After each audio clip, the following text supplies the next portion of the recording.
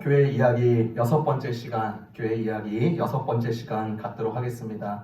저희가 계속해서 교회는 무엇인지, 교회는 어떤 모습을 띠고 있는지에 대해서 나누고 있습니다. 오늘은 여러분이 잘 알고 있는 예수님의 족보의 이야기입니다.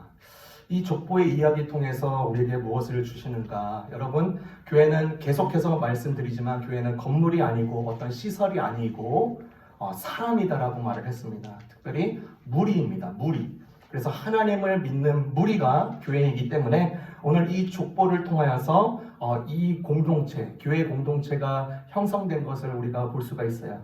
그래서 가장 오래된 교회가 초대교회가 아니라 저희가 저번에 사도행전에 봤다시피 광야에도 교회가 있었고, 그렇죠? 무리기 때문에 광야 교회다. 그러면 더 앞서서 지나가자면 이스라엘 족장 때도 이스라엘 족장 교회가 되는 거죠. 그리고 또한 더 앞서서 인류 최초인 아담과 하와의 교회도 교회인 것입니다. 그래서 이 족보를 통해서 수많은 연도수가 지나고 있는데 이 모습을 통해서 우리가 볼 수 있는 것, 이 교회는 어떤 분이 그래요? 교회는 하나님 나라의 사인이자 에이전트이다. 에이전트. 그러니까 하나님의 나라를 위해서 에이전트 역할을 하는데 교회가 어떻게 그런 에이전트의 모습을 하는지 같이 살펴보고자 합니다. 첫 번째, 교회를 통하여서 하나님의 약속의 성취가 드러납니다. 교회를 통하여서 하나님의 약속의 성취가 드러납니다. 1절 보겠습니다. 아브라함의 후손이며 다윗의 후손인 예수 그리스도의 족보입니다. 여러분, 예수 그리스도의 계보가 시작되는데 이것은 단지 예수님이 이스라엘 출신임을 증명하는 것이 아니라 이스라엘 전체 역사가 예수 안에서 성취된다는 것을 전하고자 이 족보가 쓰여진 것입니다. 그런데 그 두 가지를 이야기합니다. 아브라함과의 약속, 다윗과의 약속.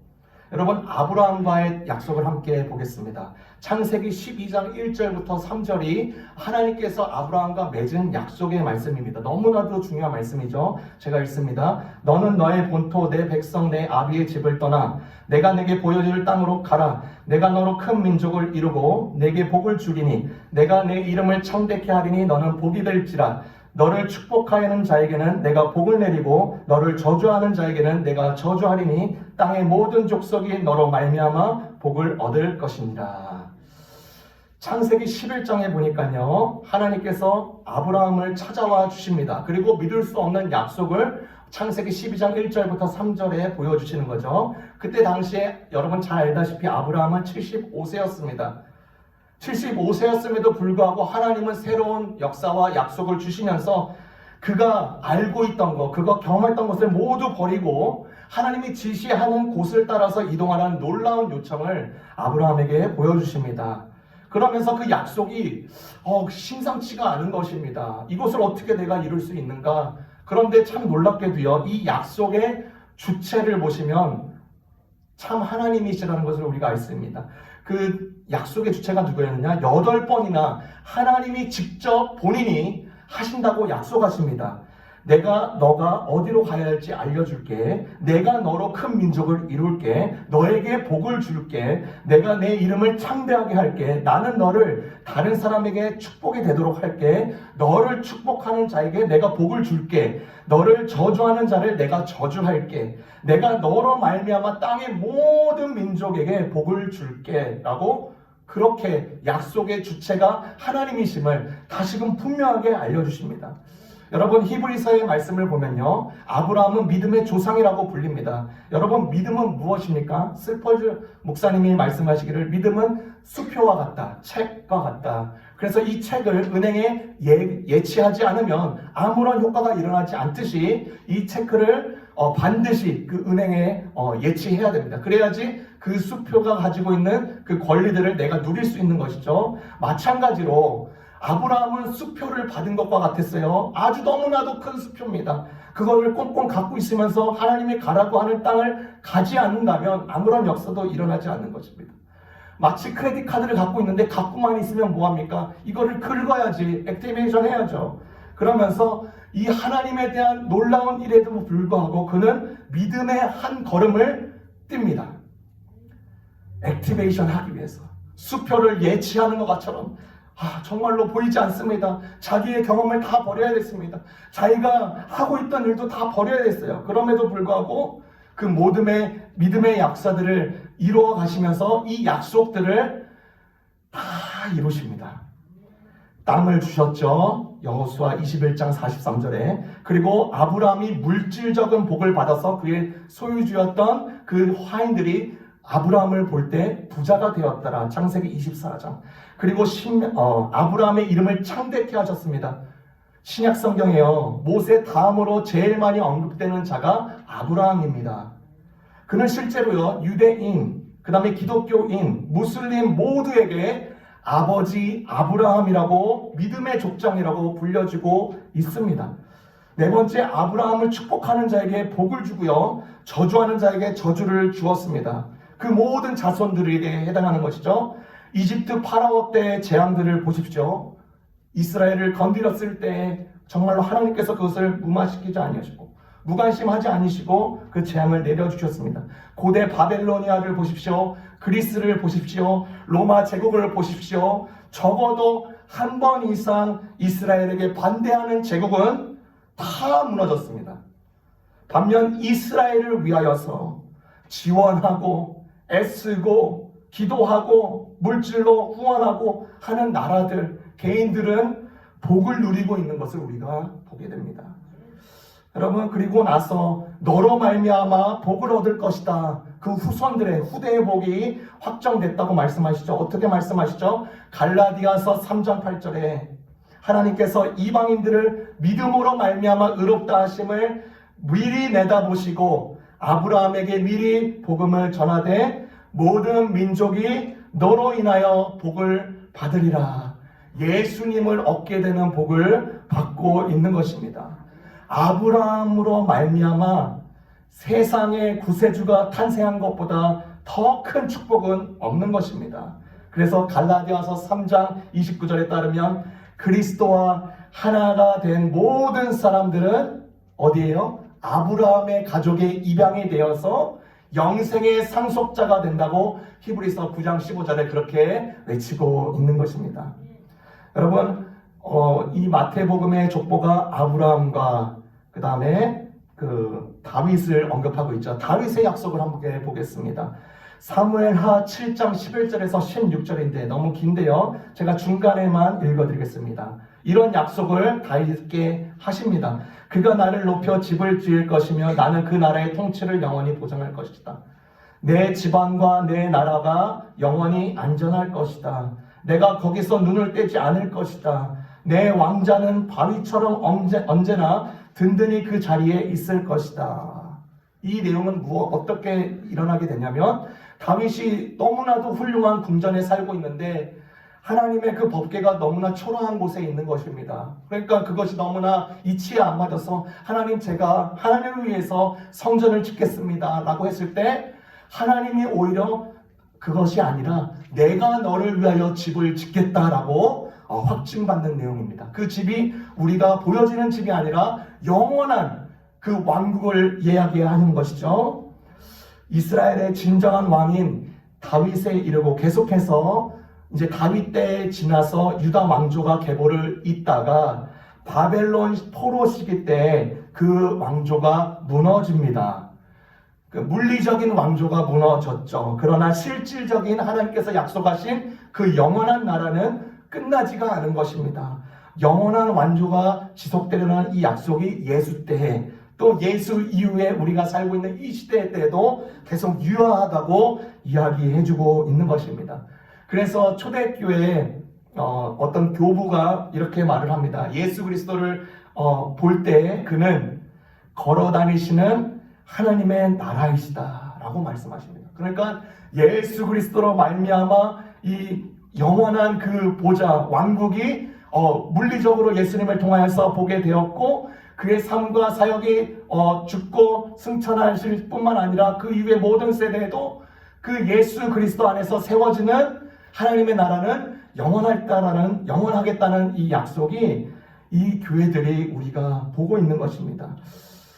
말씀에 오늘 본문에 보니까 아브라함에서부터 다윗까지 14대, 그리고 다윗에서부터 바벨론 포로가 될 때까지 14대, 그리고 바벨론 포로 시대가 끝나고부터 이제 그 이후에 예수님까지 올 때가 14대라고 계산을 합니다.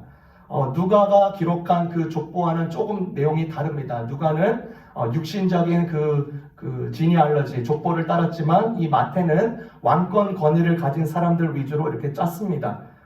그런데 이렇게 생각해 보면요, 지금 바벨론의 포로 시대들 끝나고 나서 예수님 시대까지가 14대라고 했습니다.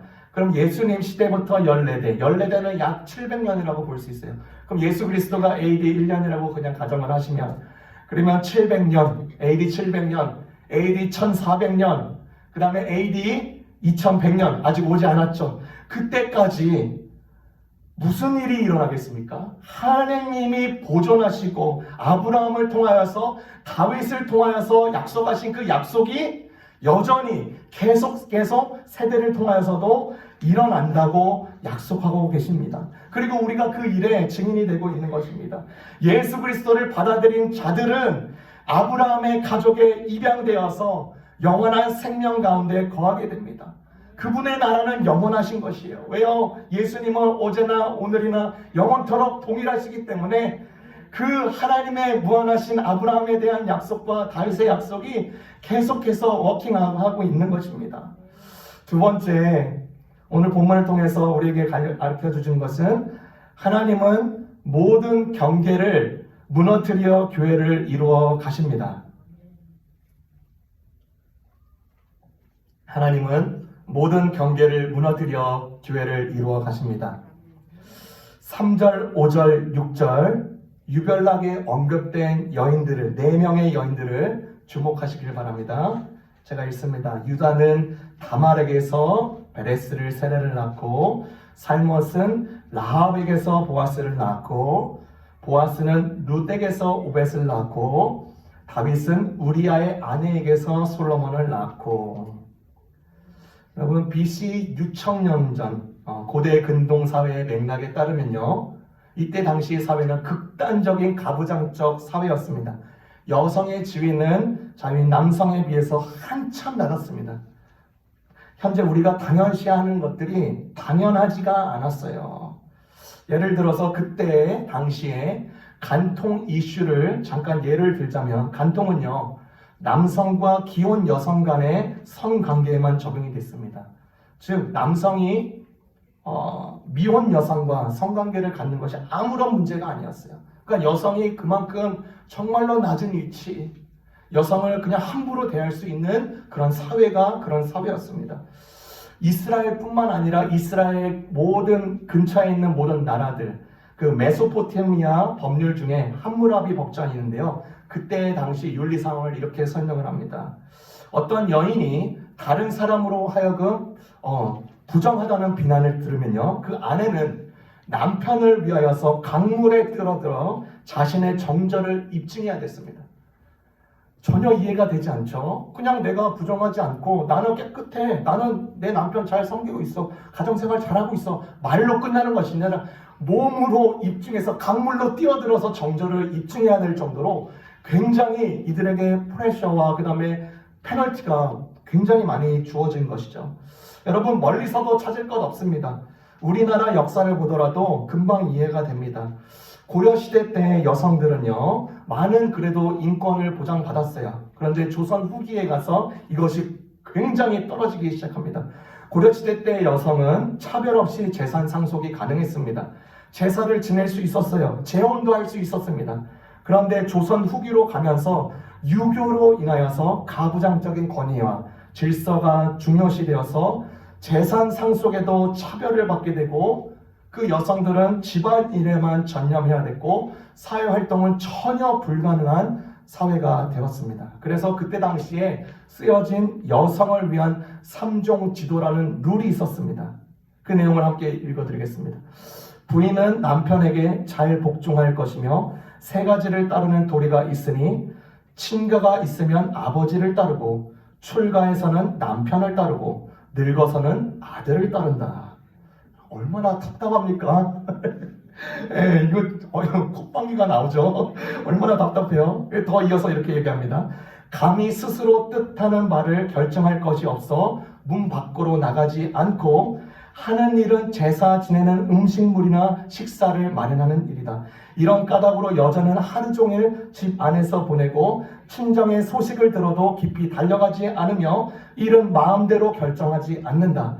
낮에는 뜰에서 놀지 않고 밤에 다닐 때는 불을 들고 다니니 이는 부녀자의 덕행을 바르게 하는 까닭이라. 와, 요즘 이거를 이렇게 대면을 아주 깃방맹이를 맞겠죠. 얼마나 답답해요. 여성의 모든 인권들이 완전히 하락되어서 사회활동도 할 수 없고 아버지, 자기 남편, 자기 아들만 계속 섬기다가 그렇게 죽으라는 거예요. 그런데 성경이 말하는 바는 무엇입니까? 성경이 말하는 바는 두 가지를 크게 얘기합니다. 창세기 1장 27절에 어떻게 얘기합니까? 하나님은 그 하나님의 형상으로 남자와 여자를 만드셨다. 그러니까 그 여자에게도, 여성성을 가진 사람에게도 그 하나님의 형상이 들어있는, 이것은 그리스도인들에게 말하는 것이 아니라 모든 인류에게 말하는 거예요. 모든 인류가 하나님의 형상을 갖고 있는 것이에요. 그리고 사도 바울은 이렇게 말을 합니다. 그는 그 당시 때에 많은 남녀차별이 있었음에도 불구하고 절대로 남녀차별을 하지가 않습니다. 사도 바울은요, 로마서 16장의 동역자 목록을 딱 열거를 하는데, 그때 여성이자 갱그리아 교회의 일꾼인 베베, 이 베베를 첫 번째로 꼽습니다. 그녀를 실질적인 지도자 그룹에 속한 것으로 보인 것이죠. 또 다른 동역자인 브루스길라와 아굴라를 언급할 때는요, 이 한 차례도 예외 없이 아내를 먼저 언급해 줍니다. 당시 문화에서 남녀가 같은 공간에서 예배를 드리는 것, 은사를 서로 나누고 이런 복음을 나누고 식사를 나누는 것, 이 모든 자체가 혁신적인 일이었습니다. 바울이 살았던 시대는 1세기였습니다. 성별과 국가 그리고 계급 간의 차별이 너무나도 자연스러운 문화임에도 불구하고 모든 인간은 그리스도 안에서 평등하다는 이 바울의 선언을 가지고 갈라디아서 3장 28절에 이렇게 얘기를 하는 것이죠. 너희는 유대인이나 헬라인이나 종이나 자유인이나 남자나 여자나 다 그리스도 예수 안에서 하나이니라. 여러분, 마태복음을 기자한 이 마태를 한번 생각해 보십시오. AD 1세기 그 로마 제국에 있습니다. 예수님의 족보를 씁니다. 남자 위주로 씁니다. 다 남자 이름입니다. 그런데 4명의 여성이 튀어나와요. 훌륭한 여성이니까 튀어나왔나? 넣었나? 아닙니다. 아무리 보아도 족보에 들어가서는 안 될 인물들이었습니다. 마태가 당시 문화의 그 가치를, 그 다음에 그 모든 시대 정신을 붙잡았다면 족보를 조작해야 됐습니다. 여성 이름을 빼야 됐습니다. 특별히 문제가 있는 여성이라면 더 빼야 되지 않겠습니까? 그런데 이 마태는 이 4명의 여성의 이름을 넣습니다. 그 4명의 여성이 누구입니까? 아버지를 속여서 관계를 맺어서 가정생활을 이어가려고 하는 여인 다말, 자신의 몸을 손님에게 제공하면서 돈벌이를 한 기생 라합, 평범한 주부였다가 일찍이 남편이 죽어서 자신의 미래가 칠흑보다 더 껌껌했던 젊은 과부 룻, 기혼 여성임에도 불구하고 어느 한 남성의 불륜 시도에 동조를 한 밧세바, 이 4명의 이름을 족보에 넣습니다. 마태 자신도 얼마나 갈등이 있지 않았겠습니까? 그러나 이 이스라엘 역사를 보면서 하나님의 놀라우신 구원 계획을 위하여서 모든 남녀의 경계를 파쇄하시고 모든 지혜를 파쇄하시고 모든 차별을 파쇄하시는 그 하나님이심을 다시 한번 기억하면서 그가 그 족보에 이름을 넣기로 결정을 한 것이죠. 확인하게 됩니다. 하나님은 이렇듯 바울이 말했듯이 모든 경계들, 세상이 세운 모든 기준들, 심지어 우리의 모든 가치 판단들, 그런 것들이 하나님과 부합하지 않으면 그것들을 철폐하시고도 하나님께서는 그분의 일을 이루어 가신다는 것을 우리가 이 족보를 통하여서 우리가 깊이 알게 되는 것입니다. 마지막 3번째입니다. 교회는요, 새 생명 역사의 증인이 됩니다. 교회는 새 생명의 역사의 증인이 됩니다. 오늘 족보를 보면서 가장 많이 반복되었던 단어가 뭔가요? 낳고, 낳고, 낳고, 낳고. 낳다는 것입니다. 계속 낳는 거예요. 당연하죠. 사람들이 계속 자녀들을 낳고 키웠다가 또 낳고. 제가 두 딸이 있습니다. 제 두 딸 중에 누구를 더 이렇게 사랑하느냐 꼽으라면 둘 다 사랑한다라고 하면 너무나 재미없는 답변이 되니까 저는 첫째 딸을 더 이렇게 사랑합니다. 그 이유가 간단합니다. 왜냐하면 저를 닮은 부분이 더 많아서예요. 그러니까 더 애정이 가는 거예요. 비록 여성으로 태어났지만 저의 얼굴을 닮았지만 아직 불평을 하지 않아요. 그래도 감사한 거죠. 그래서 제 첫째 딸을 더 사랑합니다. 여러분, 하나님은요 모든 인류들을 하나님의 형상으로 만드셨다고 말씀하셨습니다. 그러니까 하나님의 형상을 닮은 우리를 볼 때 하나님은 얼마나 감격하실까 생각해 봐요. 하나님은 우리를 더 사랑하실 수 없을 만큼 사랑하시는 분이시고요. 우리를 결코 덜 사랑하시는 분, 결코 덜 사랑하는 분이 아닙니다.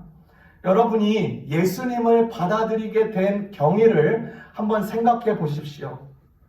내가 어떠한 방법을 통해서, 어떤 자격을 통해서 조건을 넘어서서 이렇게 얻은 것이 절대로 아닙니다. 여러분, 우리가 신앙생활 하다가 내가 어떻게 구원받는 자가 되었을까 생각해 볼 때 내가 믿었으니까 구원받았지. 우리가 믿음이 있으니까 하나님은 어쩔 수 없이 우리를 구원하셔야지 라고 그런 식으로 가는 것이 신앙생활이 아닙니다. 어떻게 해요? 그런 조건과 방법과 가치와 기준들을 넘어서 하나님의 성품을 읽는 것이 더 중요한 것입니다. 내가 자격이 없고 나의 모든 조건들도 하나님의 수준에는 부합하지도 않음에도 불구하고 하나님은 그 벽을 넘어서 나에게 찾아오시는 분이시구나. 전적인 은혜를 우리가 기억할 때 그 구원의 감격이 있는 것입니다.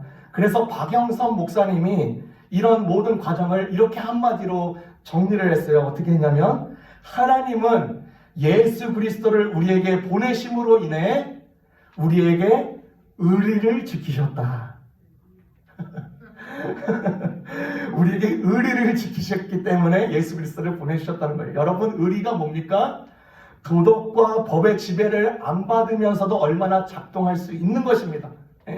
우리가 법을 잘 지켜서 우리가 도덕적으로 살았기 때문에 다른 사람보다는 내가 낫기 때문에 하나님의 구원 역사에 반열에 들어간 것이 아니라 하나님이 먼저 우리의 자격과 조건을 뛰어넘으시고 우리를 구원하시고자 하는 그 작정하심 때문에, 그 전적인 은혜 때문에, 그 전적인 사랑 때문에 우리가 그 믿음이 자라나게 되고 그 믿음의 역사가 일어난 것입니다.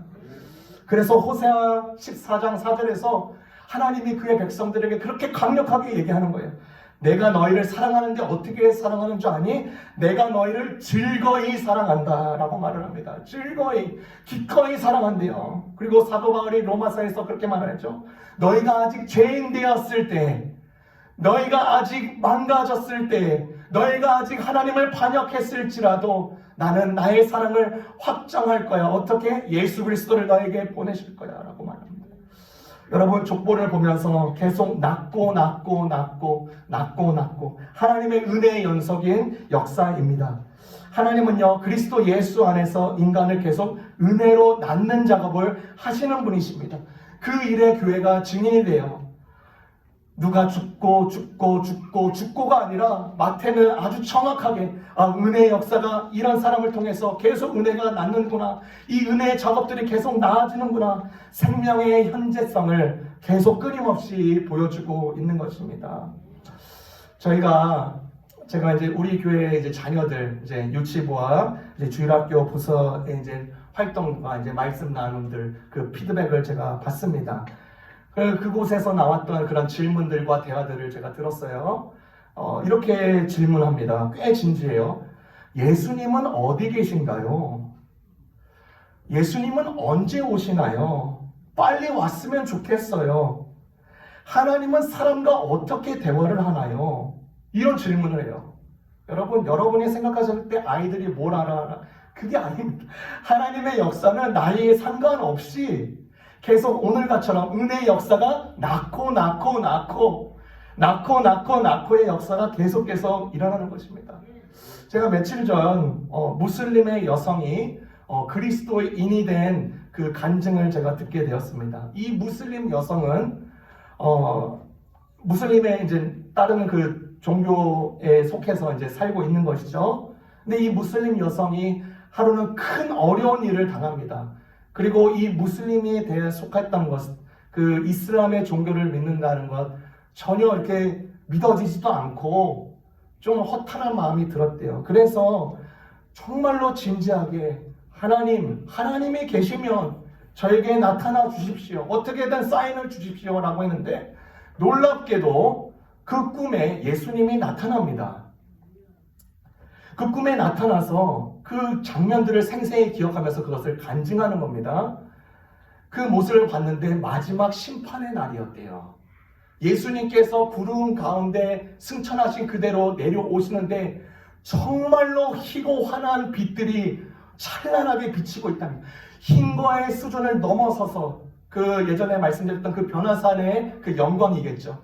그 영광의 광채가 사람들에게 보여지는 것입니다.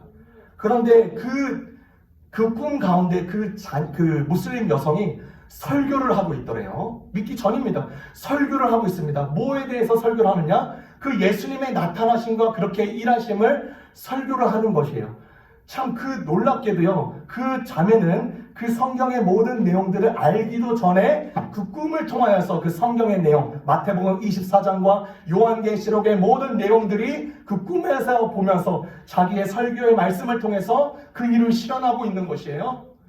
참 놀랍게도요. 그런 영광의 모습을 보는데 절반의 사람들은 여전히 믿지 않더라. 절반의 사람들은 감사하며 영광을 돌리고 있더라. 그 절반의 사람들이 영적으로 죽어진 사람의 그 모습을 본 것이에요. 그 영광이 얼마나 위엄스럽고 장엄하고 찬란하고 그렇게 보여졌음에도 불구하고 여전히 믿지 않는 자들을 향하여서 안타까움으로, 그래서 지금은 그래도 그 여성이 그리스도인으로 변화되어서 열심히 복음 증거를 하고 하나님의 살아있는 이 새 생명의 역사를 계속 은혜로 낳고 하나님의 찾아와심에 감사하여서 그냥 꿈 한 번 잘 꿔서 그렇게 변화된 것이 아니라 그의 삶이 전적으로 이제 예수님께 의존이 된 것이에요. 여러분, 무슬림의 모든 세력들, 모든 그 커뮤니티에 어떻게 복음이 증거가 될 수 있겠습니까? 단 한 평생에 예수의 이름을 들어보지 못한 그 사람들도 있을진데 하나님은 참 이러한 놀라운 방법들을 통하여서 여러분 이란 지역에요 하나님의 부흥이 일어납니다. 여러분 꿈과 환상을 통하여서 그 사람들이 예수님을 받아들이기 시작해요. 그런 사람들이 역사가 오늘 족보에서처럼 은혜의 생명의 새 생명의 역사가 계속 낳고의 역사가 일어나는 것입니다. 아브라함의 약속, 다윗의 약속은 여전히 진행 중입니다. 교회가 이 일에 강력한 증인이 되고 교회가 이 일에 동역하여서 교회가 하나님의 나라의 에이전트로 역할을 하고 있는 것입니다. 세대가 가고 그래도 예수 그리스도 안에서 새 생명 얻는 자들을 우리가 끊임없이 보게 되는 것입니다. 여러분, 이 예수님의 족보를 통해서 이 가계도에는요, 족보에는 자신의 아내를 약탈자에게 바친 두 남자가 나오고 거짓말쟁이가 나오고 매춘부가 나오고 근친상간의 희생자가 나오고 권력을 남용한 자가 나오고 무책임한 아버지가 나오고 바람둥이가 나오고 비겁자 같은 이들이 버젓이 포함되어 있습니다. 하나님의 취향이 정말 괴상일처럼 보이기까지 합니다. 그러나 우리 자신의 렌즈로 우리 자신을 평가하는 것을 넘어서 그분의 전적인 은혜, 그분의 전적인 사랑으로 인하여서 우리를 평가하기 시작할 때는요, 우리 역시 하나님의 진정한 교회로서 계속 든든히 세워가고 이 새 생명의 역사가 낳고가 계속적으로 진행될 줄을 믿습니다. 이 복된 은혜가 우리 예수 그리스도 안에, 이 교회 공동체 안에 있습니다. 이런 은혜 가운데 계속 전진하시고 승승장구하는 복된 성도들 되기를 주님의 이름으로 축원합니다. 기도하겠습니다.